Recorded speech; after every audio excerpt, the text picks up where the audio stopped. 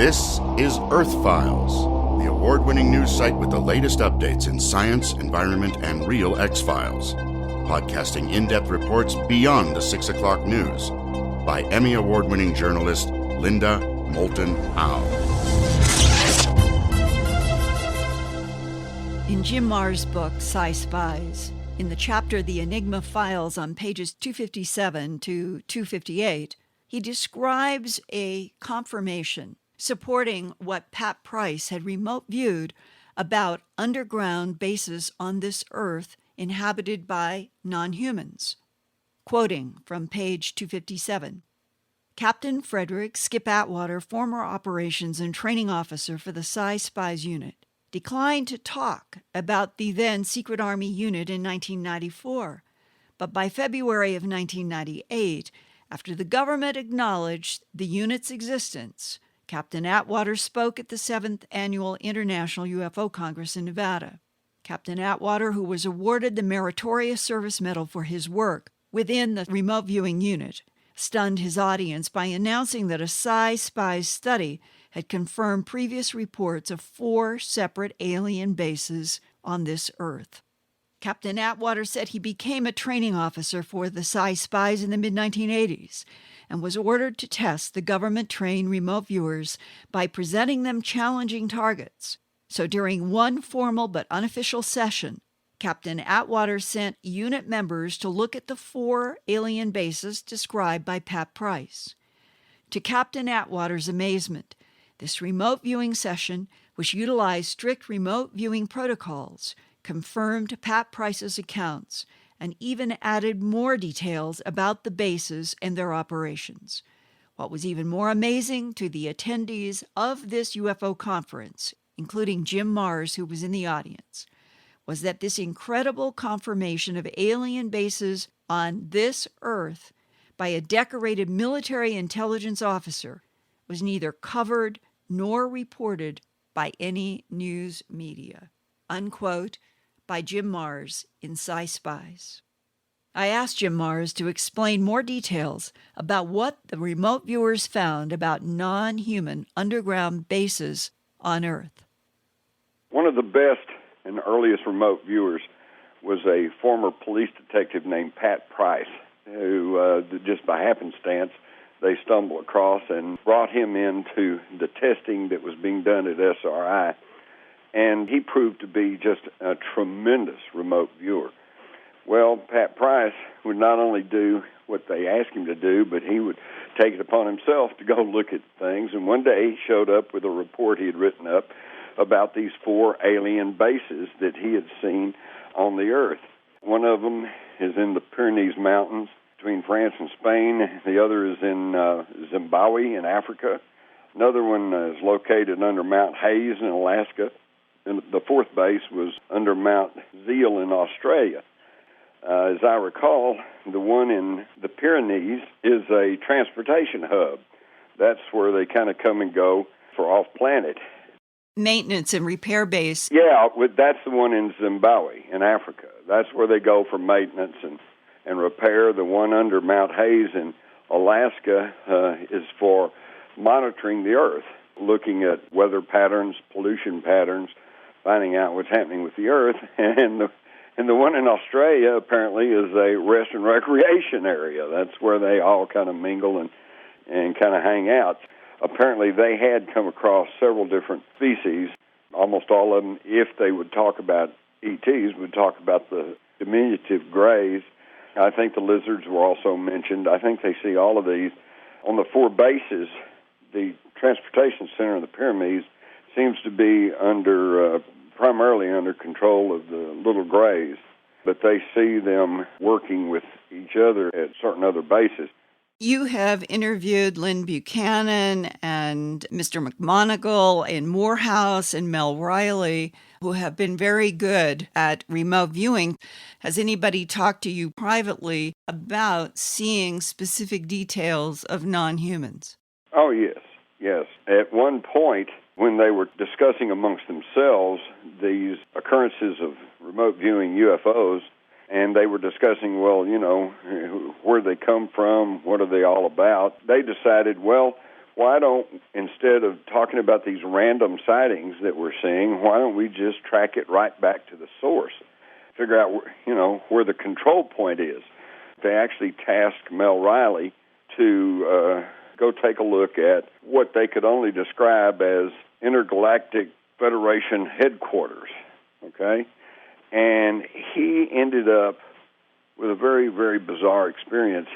He ended up in a mountainous area with a very large plateau and a huge lake that he equated to something similar to Lake Titicaca, and that there was a huge ziggurat there, or pyramid, with a sloping ramp, which he ascended, and inside the pyramid was a huge room with a dais in the center of it, and that they were hooded figures standing around there, and that the prominent emotion he felt was happiness and joy at almost a homecoming. It was like he had been there before, and he went over and lay on the dais while a beam of light came down and enshrouded him, and he just said he had a complete feeling of well-being and being home, to the point of where he really didn't want to come back, but they ended the session and he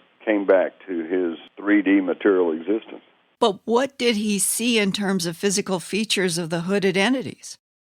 I don't believe he ever got any clear picture of who these people were. Now, keep in mind, the remote viewers, several of them, have told me that not only have they seen various extraterrestrials of various visage, as you pointed out, the Greys, you've got the reptilians, you've got the tall blonde Nordics, but they have also seen beings of energy and light, which they call transcendentals. So there is just a whole wide spectrum of life out there, and some of it is not even on the material plane of existence as we are. But did Mel Riley come away with any sense of the agenda of these hooded figures, that the whole reason for the remote viewing was to go back to the source controlling the non-human interaction with the Earth? Right. I think that this gets past the three-dimensional material plane and shows us that there are other planes of existence, and it gets into what I guess I could only call the spiritual, and that we are all beings of energy, and that as such we're all connected, and that when we come and are relegated to this 3D material plane of existence, we're all here kind of like going to kindergarten. We're here to learn some lessons, to learn how to get along in a material world, perhaps just to experience the material world, and that at some point we will again graduate and we will again become part of the energy whole of the universe, which is omniscient and omnipresent and pretty well fits the definition of God. They've had all kinds of strange and exotic experiences. That's why I say in my book, Psi Spies, that if you get into this, your life will never be the same because you will be so much expanded in consciousness. Mel Riley, for example, I'll never forget, told me, he said they really had problems with the Psi Spy unit because, they were tasked to go look at Russian submarines, and as Mel Riley said, he said, when you go out and look throughout the universe, who wants to go look at a Russian submarine? Well, whatever the agenda of the non-humans, I was very interested in the fact that the remote viewers, in some cases, extending themselves into things like what's happening to the ozone, right, have picked up what they would describe as futures of this planet in which there is a collapse of the ozone that is serious between 2005 and 2012, leading to a very different surface life on the Earth. Could you talk about that in some detail? Right. Some of the military-trained remote viewers were tasked to look into the future and find out what the future looked like, and what they saw were people living underground and people living in domed cities to protect themselves from a harsher environment, apparently due to increased solar activity and a continuing depletion of the ozone layer. Interestingly enough, they also saw in this grim future the fact that humans were working in conjunction with extraterrestrials.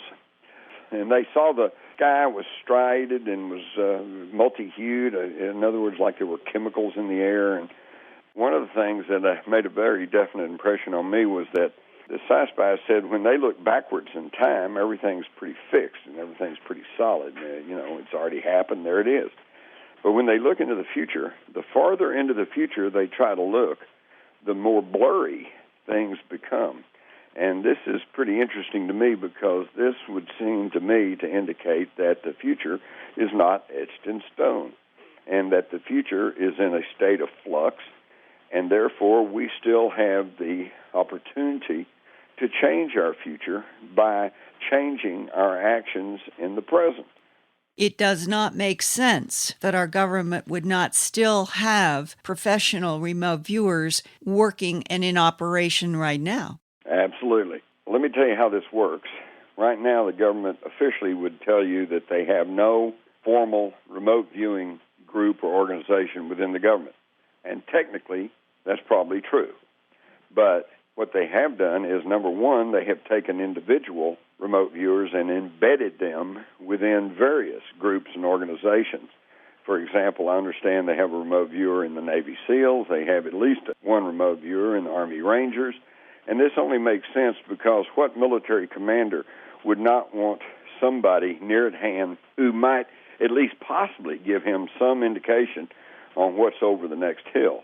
I also understand that there are remote viewers embedded in various other government organizations, and they also are contracting out to former Psi Spies, many of whom are now teaching and have a cadre of students on hand, and they get a contract to go work a session, and then they get the raw data from their viewers, and then they feed the data back to their government sources. And in this way, the government has plausible deniability.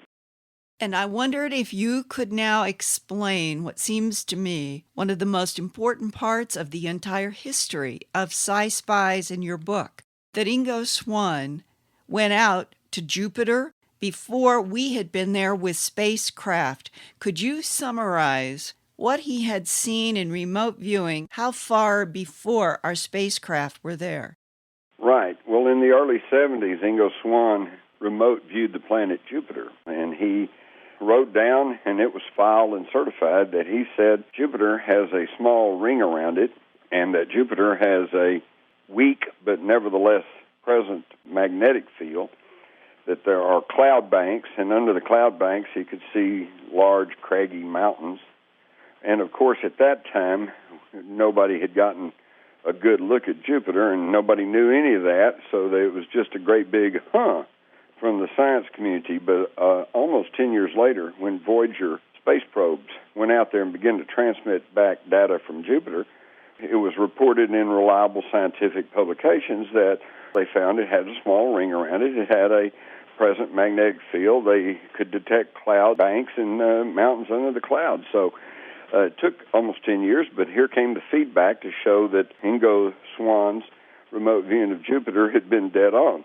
Another thing, the most astounding feedback that I mentioned, and it's there detailed in Psi Spies, is that when the Mars Observer was lost, I immediately picked up the phone and called some of the remote viewers that I'd been dealing with, and I said, hey, what happened to the Mars Observer? Now, the Mars Observer had just gone into orbit around Mars, and they had high hopes that it was going to photograph and look closely at almost the entire surface of the planet. And then all of a sudden, it's just like they lost contact and it went away. I said, what happened? And they said, right off, they said the same thing that happened to the Phobos 2. Well, the Phobos 2, named for one of Mars's moon, was sent by the Soviets in the late 80s, and it too was lost as it went into orbit around Mars. And they had already checked that out, and what the remote viewers saw was that a circular object rose from the surface of Mars, came out to meet the Phobos 2, scanned it with some sort of electromagnetic energy, a beam, if you will. Now, none of this was hostile activity. It was described to me kind of like the tugboat coming out to greet the Queen Mary. But once it scanned the Phobos 2, it realized it wasn't part of its system, so the object turned around and went back to the surface of Mars. But in scanning the spacecraft, it scrambled the onboard computer, and controllers lost control over it, and eventually the spacecraft burned up in the atmosphere as it crashed. So there was a heck of a story. But then in the early 90s, a Soviet cosmonaut was visiting in the United States, and in a news conference in San Francisco, she held up one of the last photographs taken from the Phobos 2, and it showed a circular object approaching the craft. Again, amazing feedback for something the Psi Spies had seen. But Jim, wouldn't that imply that there is now current intelligence on Mars, underground, or someplace that is releasing probes? Absolutely. And this leads further credence to the argument that, beginning with the face on Mars, the Cydonia region, that NASA has gone to extreme lengths to cover up this fact and to hide away and to alter photographs and to alter documents and everything else. The idea that they are keeping secrets about UFOs and about activity on Mars and perhaps the Moon, that's been a long-standing narrative within the UFO research community, and this only tends to confirm that. How have we managed then to get the mock camera and the spacecraft that are going around Mars currently in air, as well as Spirit and Opportunity rovers on the surface of Mars? Well, could be that whoever's on Mars, now they know that we're sending things there, so maybe they've dug deeper underground, or they don't come out as much, or whatever. Then, of course, again, we're back to the allegation that some of this information that they are getting is being sequestered and censored and kept from the public. If Ingo Swann was able 10 years before we had a spacecraft to get to Jupiter and do a reality check, and it matches what he had remote viewed 10 years before, isn't that alone fact enough that remote viewing works so well that we should be using it generally? Exactly. But again, the people in charge, don't want remote viewing used generally, because then we might see through all the lies and deceit that our modern society is built upon, and it could cause harm to the bottom corporate line. And as a result, I think there's been a concerted effort not only to denigrate remote viewing, but to actually sow dissension and keep the remote viewers themselves squabbling with each other and arguing over protocols and technology, so that the public does not get a clear picture. What if the President of the United States was to come on television and tell us there are weapons of mass destruction in this country and we have to go bomb this country to save ourselves and to defend our national security, and then out here you had groups of remote viewers who'd been practicing and were pretty good, and they'd sit down, remote view, and then they'd stand up and say, no, there's nothing there, folks. Obviously, they can't have that. In Jim Marr's new book, Psi Spies, he writes about the United States Army's remote viewing Enigma files. Quote, late in 1988, Mel Riley, a remote viewer, was working on projects for the U.S. Army. He recalled that their superiors brought them a satellite photograph to study. The photograph showed simply a glowing object, but in remote viewing sessions, the object had humanoid people in it, and the craft was hovering above a nuclear storage facility. The remote viewer impression was that these visitors were bean counting, taking an inventory of the number of armed warheads at the military depot. When the Psi Spies remote viewed and tracked these objects back to their point of origin, the remote viewers found the objects came from subsurface locations on our Moon and Mars, and that they would come to rest in subsurface locations underground on Earth, unquote. While I was interviewing Jim Marrs, I questioned whether the Voyager and Galileo probes had confirmed a hard core to Jupiter that might have mountains. On September 13, 2007, I called astronomer and Jupiter expert Professor William Hubbard at Arizona State University in Tucson. He confirmed that Jupiter does have a thick ring of silicate dust that comes off of its interior moons and surrounds Jupiter, that Jupiter does have a magnetic field, that there are many, many layers of cloud banks in Jupiter's atmosphere, each made from different chemicals. The highest cloud layers are made up from the lightest chemicals, and the denser chemicals make up the lower cloud banks. And to my surprise, I learned that Professor Hubbard and others have a paper ready to submit to a major science journal very soon for publication in 2007 that will focus on a growing astronomical controversy. Does Jupiter have a solid core? And if so, how large is it? Professor Hubbard said their paper will feature new computer models and data that indicate a likelihood that Jupiter does have a solid core that could be as large as 10 to 20 Earth masses. Would that core have mountains? Professor Hubbard said that currently there is no scientific instrument that could determine the physical nature of the suspected Jupiter core, but we could be headed toward scientific consensus that Jupiter does have a solid core. And that means Ingo Swann's remote viewing more than 30 years ago was nearly 100% correct. Thanks for listening to this Earthfiles podcast from the edges of science, environment, and real X-Files. Go to www.earthfiles.com to see more than 1,000 Earthfiles reports with photographs, drawings, and documents. And visit Earthfiles every day, every week for new reports and new podcasts. That's www.earthfiles.com.